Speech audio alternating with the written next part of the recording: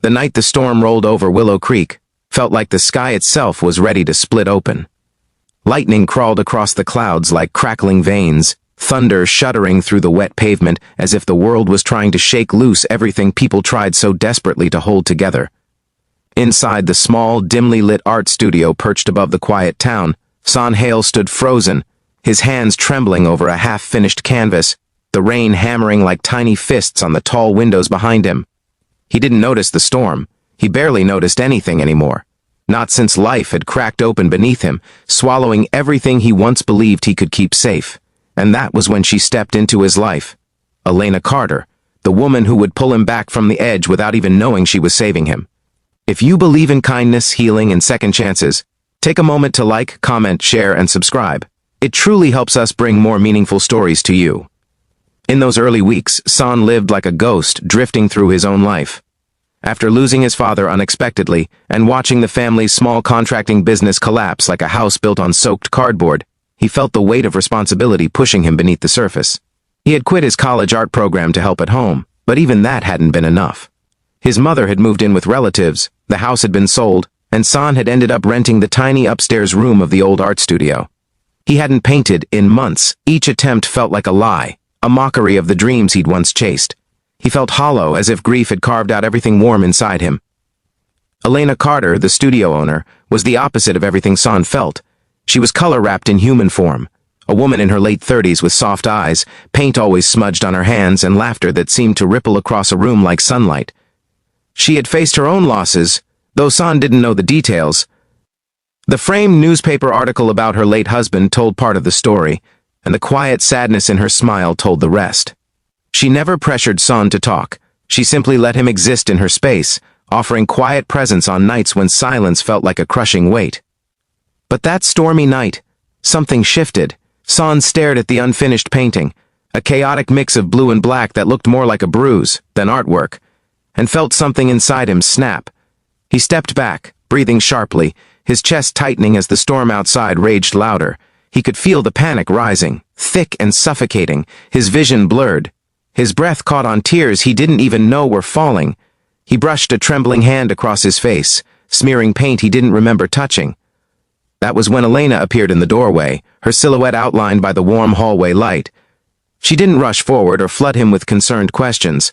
She simply approached quietly, moving the way people do when they're used to walking toward pain instead of away from it. She placed a gentle hand on his shoulder, and when he turned toward her with that broken expression, she whispered the words that would change the course of his life. "Don't think too much, Son. Just flow with it. I'm enjoying this more than you know." She wasn't talking about art. She wasn't talking about pain. She was talking about the courage he had finally shown, the courage to feel again, to break open instead of shutting down. Because healing, she believed, wasn't soft or beautiful. It was messy, loud, unsteady, and she was honored that he trusted her enough to let the cracks show. In that moment, Son didn't know what he needed, but he knew he didn't want to face the storm alone. Elena led him toward the large canvas, taking his trembling hands and guiding them to the paint palette with the steadiness of someone who had been through enough storms to know how to stand in them. She told him to let everything pour out, the grief he had swallowed, the guilt he carried, the fear he couldn't name. She dipped her fingers into deep blue and streaked it across the canvas, showing him how chaos could be transformed when given space. Son felt something inside him loosen. The tightness in his chest eased a little.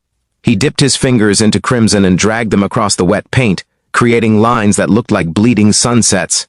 Elena watched him, not with pity but with pride, genuine pride, as if witnessing him paint again was witnessing a rebirth.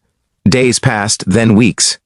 Elena became the steady presence in his shifting world. She wasn't trying to replace anything or anyone. She wasn't trying to fill voids left by other people.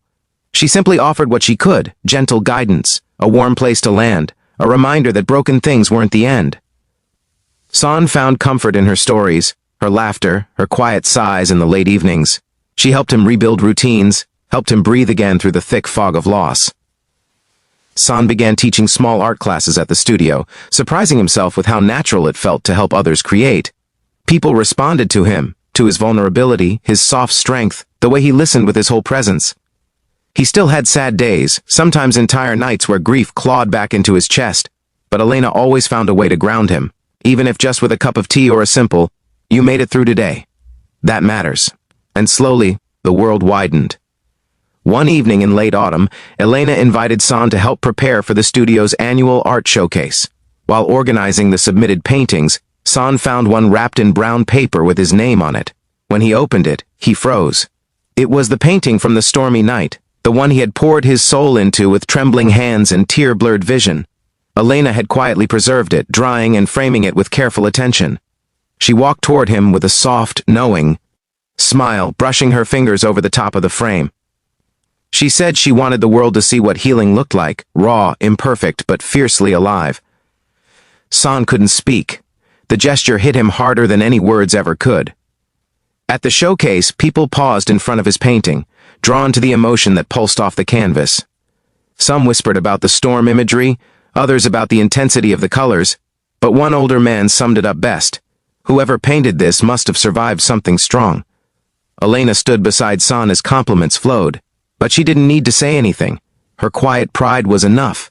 San realized then that she had never tried to push him forward. She had simply held the lantern while he found the path again.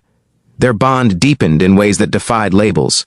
It wasn't romantic in the usual sense. It was something older, something steadier, a kinship of two souls who had lost pieces of themselves and somehow found them in the presence of another. San cared for Elena more than he had words for, and she cared for him in return. A caring built from trust, mutual wounds, shared nights of quiet creation and unspoken understanding. As winter approached, San rebuilt bridges with his mother. He visited her more often, holding conversations he had once avoided. He realized he wasn't failing anyone. Not his father, not his family, not his younger self. The world had simply asked him to grow too fast, and he had survived anyway. But the night everything truly changed came on the first snowfall of the season. San returned to the studio after a late dinner with his mother, snowflakes clinging to his hair. Elena was inside, adjusting a new set of canvases for her advanced students. She smiled when she saw him, that warm curve of her lips that always made the room feel less cold. San approached her slowly, feeling a weight in his chest that wasn't pain this time, but gratitude so overwhelming it almost hurt. He thanked her, quietly, deeply, sincerely, for seeing him when he couldn't see himself, for holding space he didn't know he needed, for helping him find color again when everything inside him felt gray. Elena listened, her eyes softening, her breath catching with emotion she rarely allowed herself to show. Then she gently touched his cheek and whispered the same words she had said the night she pulled him out of darkness. "Don't think too much, San. Just flow with it. I'm enjoying this more than you know."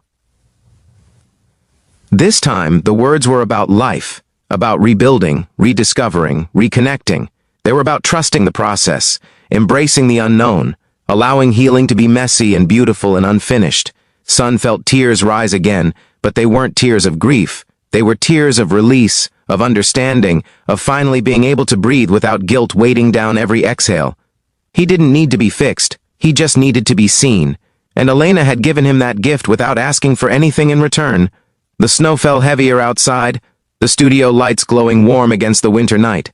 San felt a quiet certainty bloom in his chest.